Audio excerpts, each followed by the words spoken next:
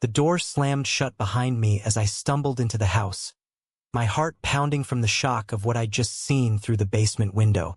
My father, the pillar of our perfect suburban family in upstate New York, was locked in a passionate embrace with my best friend, Kane. His hands tangled in Kane's hair, as if the world outside didn't exist. In that frozen moment, everything I thought I knew about love, loyalty, and identity shattered like glass underfoot, leaving me to question if any of us could ever piece our lives back together. Couldn't breathe. Standing there in the driveway, the late afternoon sun casting long shadows across our manicured lawn in Rochester, I replayed the scene in my mind over and over. Dad, with his salt and pepper hair and the wedding band that had symbolized 25 years of marriage to Mom, pressing Kane against the workbench in the basement. Kane, my roommate from college, the guy I'd brought home for the weekend to escape the dorms and catch up on old times. They hadn't heard me approach. I'd come back early from my run, sneakers silent on the pavement. Now the betrayal burned in my chest like acid. My name is Tyler Thompson, 22, studying engineering at NYU. I'd always idolized my dad, Mark, a high school history teacher who coached the soccer team and volunteered at the community center. He was the kind of man who fixed neighbors' cars for free and never missed a family dinner. Mom, Sarah, worked as a nurse, her shifts keeping her away late into the evenings. Our life was textbook American dream. White picket fence, annual barbecues, and holidays filled with laughter. But underneath, cracks I'd never noticed until now. Kane and I had been inseparable since freshman year. He was openly gay, confident in a way that made heads turn. Tall, with dark curls and a smile that could disarm anyone. I'd introduced him to my family last summer, and they'd hit it off immediately. Dad especially seemed to light up around him, asking about his art major, sharing stories from his own college days. I thought it was just paternal interest. How naive. That night, I confronted Kane first. He was in the guest room, scrolling through his phone when I burst in. "What the hell, man?" I hissed, keeping my voice low so Mom wouldn't hear from the kitchen. Kane's face drained of color. "Tyler, It's not what you think." But it was. He confessed in whispers. It started innocently, a conversation about feeling out of place in a straight world. Dad had opened up about his own doubts, buried deep since his youth. One thing led to another, a stolen kiss during a family hike last fall, secret texts, clandestine meetings when Mom was on night shifts. I felt sick. "He's married, Kane, to my mom, and you're my friend." Kane's eyes welled up. "I know." I tried to stop. "But Mark, he's trapped, Tyler. He's been denying who he is for decades." "Trapped? My dad? The man who'd taught me to throw a curveball and lectured me on responsibility?" I stormed out, leaving Kane to his guilt. Dinner was torture. Mom chatted about her day at the hospital, oblivious. Dad avoided my gaze, his fork trembling slightly as he pushed food around his plate. After, I cornered him in the garage. "How long?" I demanded. He sighed, leaning against the car, looking older than his 48 years. "Since last year. Tyler, I never meant for this to happen. I love your mother, but..." His voice cracked. "I've always known, deep down. But society, the church, my parents, they made it impossible." Impossible? In 2026 America, with pride parades and legal marriages? But I knew the truth. Our conservative neighborhood, Dad's job at a school where whispers could ruin careers, Mom's devout Catholic family. The weight of it all pressed down. "You have to end it," I said, "or I'll tell Mom." He nodded, but his eyes betrayed the lie. That night, I lay awake, torn between protecting my family and the dawning realization that forcing Dad back into the closet might destroy him more than the affair ever could. The next morning, Kane packed his bags. "I'm sorry, Ty. I care about him, but I never wanted to hurt you." As he drove away, I watched from the porch, wondering if friendship could survive this. Dad called in sick to work, spending the day in his study. Mom noticed the tension but chalked it up to boy stuff. If only she knew. Weeks passed in a haze. I returned to school, burying myself in classes, avoiding Kane's calls. But the secret festered. One evening, back home for a visit, I overheard Dad on the phone in the backyard. "I can't do this anymore, Kane. It's killing me." My heart sank. He hadn't ended it. Rage boiled over. I grabbed my keys and drove to the city, confronting Kane in his dorm. "You lied." He didn't deny it. "Mark needs time, Tyler.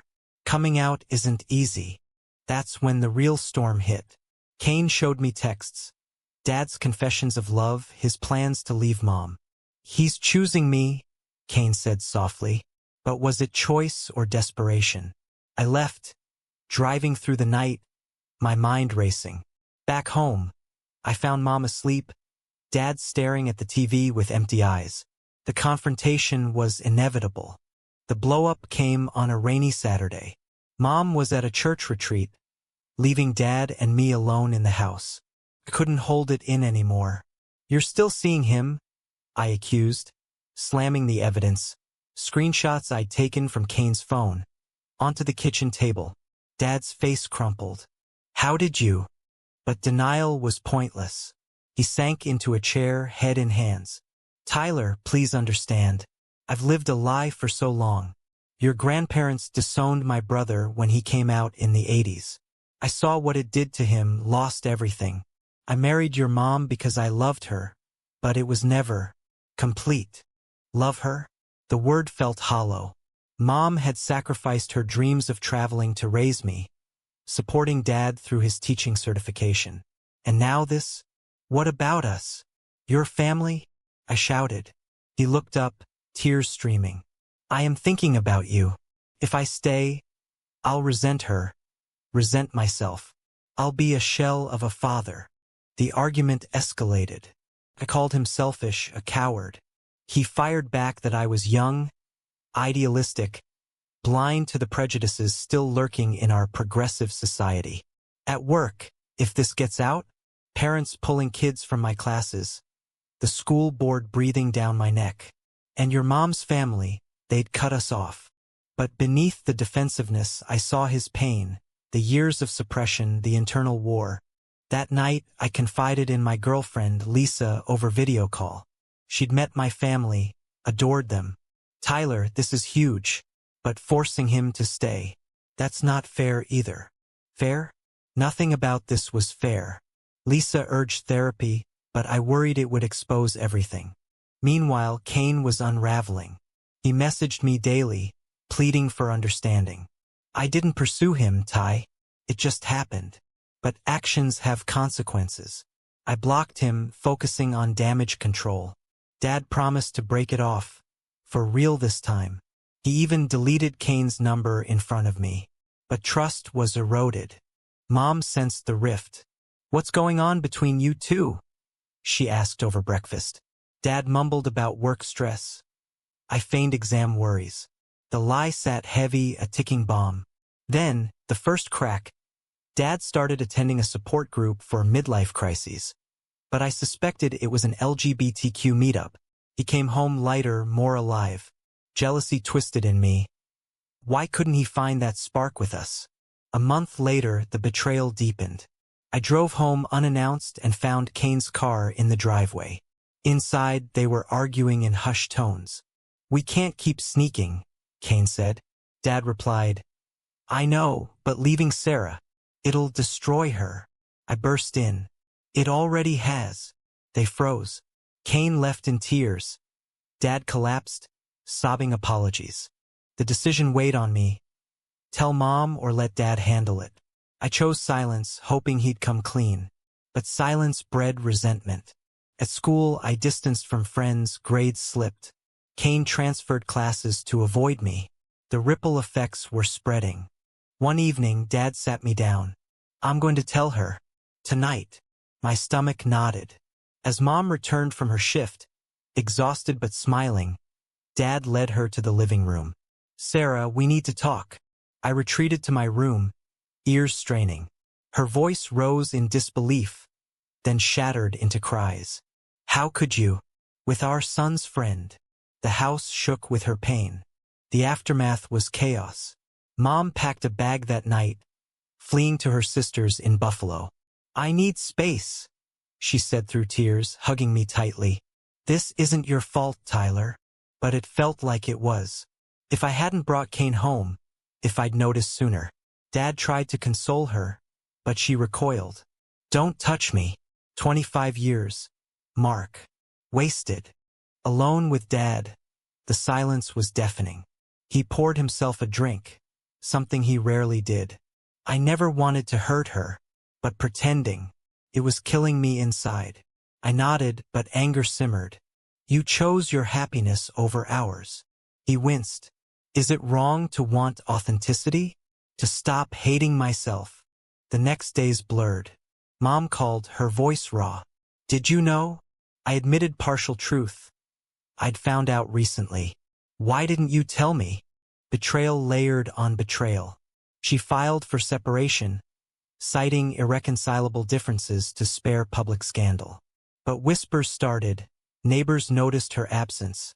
Dad's withdrawn demeanor. The school, Kane sought me out. Ty, I'm moving out of the dorm. This has ruined everything. His eyes were haunted. I love him, but the cost. I softened slightly.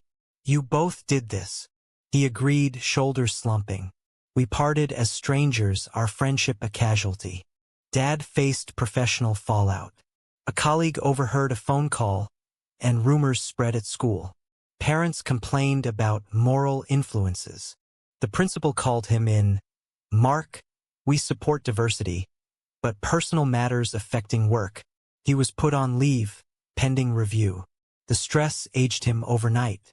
I visited Mom in Buffalo. Her sister's house was a refuge of faith. Crosses on walls, Bible study groups. Your father needs prayer, Aunt Linda said judgmentally. Mom defended him weakly. He's still Tyler's dad, but her pain was palpable. I feel like a fool. All those years, sensing something off, but ignoring it. Back home, Dad confided more. In college, I had feelings for a roommate, but AIDS was raging and fear won. I chose safety. Safety? In heteronormative bliss? I researched stories of men coming out late, families torn. Empathy crept in, battling resentment. Then, the turning point. Kane showed up at our door, uninvited. I can't stay away. Mark, we need to face this together. Dad hesitated, but let him in.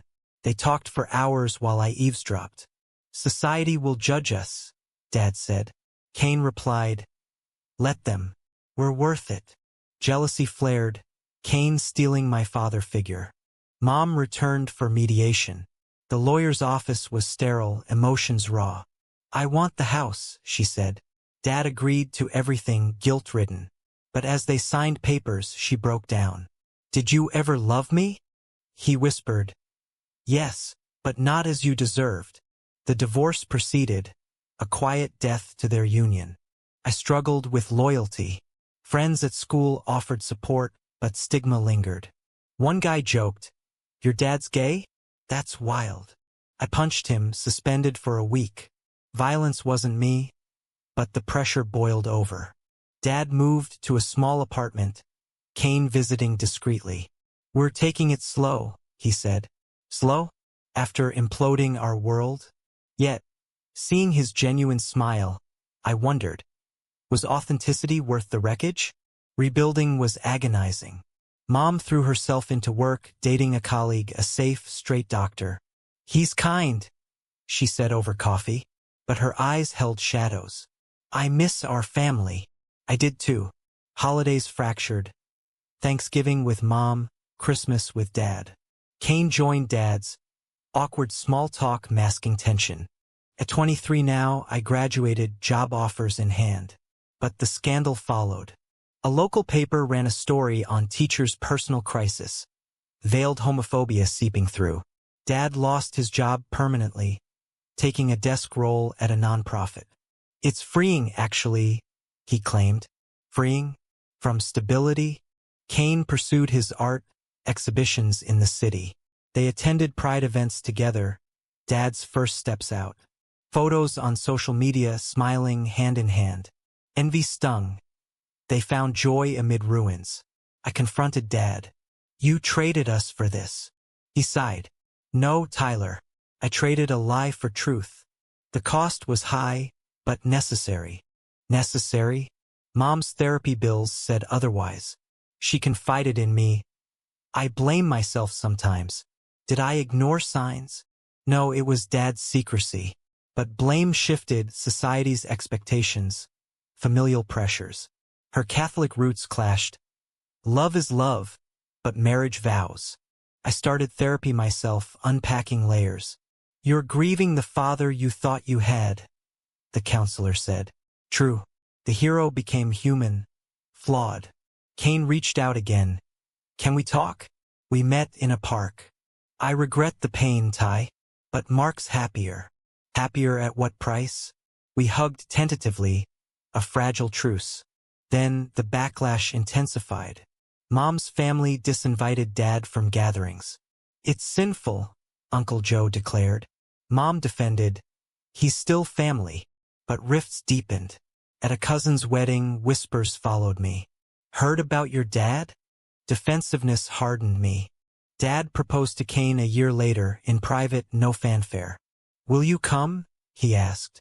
I hesitated. Mom encouraged. Go for you, not me. The ceremony was small, in a garden. Vows exchanged. Tears flowed. Seeing Dad's joy cracked my armor. I'm proud of you, I whispered, but pride mixed with sorrow. Post-wedding, challenges mounted. Kane's parents, liberal but distant, accepted them. Mine? Fractured. I moved to Chicago for work, distance a buffer. Calls with Mom. I'm okay. With Dad. We're good. But undercurrents pulled. A crisis hit when Mom's health faltered. Stress-induced hypertension. Hospitalized, she called Dad. Come see me. He did, Kane waiting outside. Reconciliation. I forgive you, she said weakly. Not full, but a start. Dad wept. Thank you. Back in therapy, I questioned my role. Had I enabled by silence? Or protected by confrontation?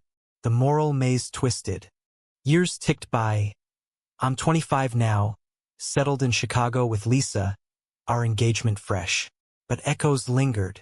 Dad and Kane bought a house in the suburbs, hosting barbecues where neighbors stared but smiled politely. Progress, albeit slow. Dad volunteered at LGBTQ youth centers, channeling regret into purpose. If I can help one kid avoid my path. Mom remarried her doctor. A stable life in Buffalo.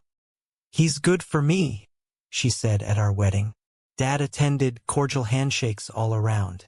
Kane and I rebuilt slowly, coffee meetups, shared memories. We were young, he admitted. Love blinded us. But society bit back. Dad's old school faced a lawsuit from a conservative group, citing his lifestyle as unfit. Though dismissed, the media frenzy reopened wounds. Online trolls targeted us. Family destroyer. I defended publicly, writing an op-ed, My Father's Truth, a story of love and loss. It went viral, sparking debates on late life coming out. Support poured in, messages from others in similar binds. But hate too, death threats, doxing. We hired security briefly. The price of visibility. Internally, doubts plagued. Was Dad's choice right? Mom's forgiveness genuine? My neutrality complicit? At a family therapy session, rare, tense, we aired it. I felt erased, Mom said. Dad, I was erased too. Tears, hugs, incremental healing. Kane faced his demons. Guilt over our friendship's loss. I betrayed you. I forgave, sort of. We all paid. He nodded. Pivotal moment. I visited their home. Laughter filled the air, Dad cooking, Kane painting. Normalcy I'd envied. Join us, Dad said. I did, sharing stories. For the first time, peace flickered. But tranquility shattered when Kane cheated. A one-night stand, confessed in remorse. Dad devastated. After everything? echoes of his own infidelity. They separated briefly, therapy ensuing. Irony stung, history repeating. I mediated. Fight for it or let go. Dad chose fight. I won't lose him. Resilience born from ashes. Mom, hearing, reflected. Love's messy. Her marriage thrived, but she admitted lingering scars. As I built my life, lessons crystallized. Authenticity demands sacrifice. Forgiveness, time. Healing continued unevenly. At 28, with a child on the way, I reflected on legacies. Dad and Cain reconciled stronger. They adopted a dog, traveled Europe Pride festivals. Living fully, Dad said on calls. Mom's world expanded. Book clubs, yoga. I'm more than my past. Her husband supported, a quiet anchor. I navigated fatherhood fears. Would I repeat cycles? Lisa reassured. You're you. Our son, born healthy, bridged gaps. Dad held him first. My grandson. Tears mingled with joy, but shadows persisted. A documentary interviewed us, anonymous at first, then public. The cost of coming out late. Debates raged. Ethical to upend families? Society's role in repression?